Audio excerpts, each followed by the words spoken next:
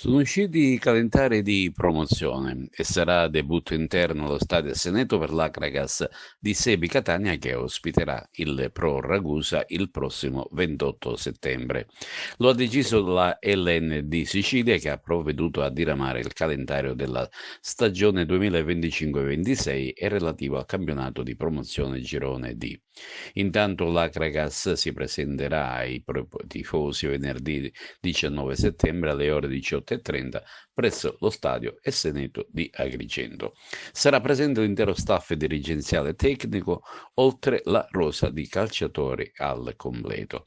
Nel girone A di promozione, dove sono presenti le altre agrigentine, che ricordiamo sono Aragona, Caseltermini, Gemini e Margheritese, si prevede la presenza di 16 partecipanti.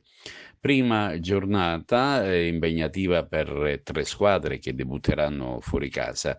Si tratta del Gemini che giocherà a Casteldaccia, l'Aragona Valderici e la Margheritese sul campo del Terrasini. L'unica a giocare in casa invece è il Casteltermini che ospita il Campo Reale.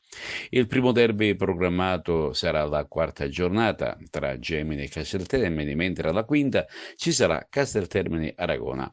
Un salto sino all'11ª giornata che vedrà opporsi Gemini Margheritese, Aragona Gemini e si giocherà la 12ª giornata del mese di dicembre, mentre alla 13ª ci sarà Aragona Margheritese. Il girone di promozione si concluderà come il girone D, vale a dire il 26 aprile del 26.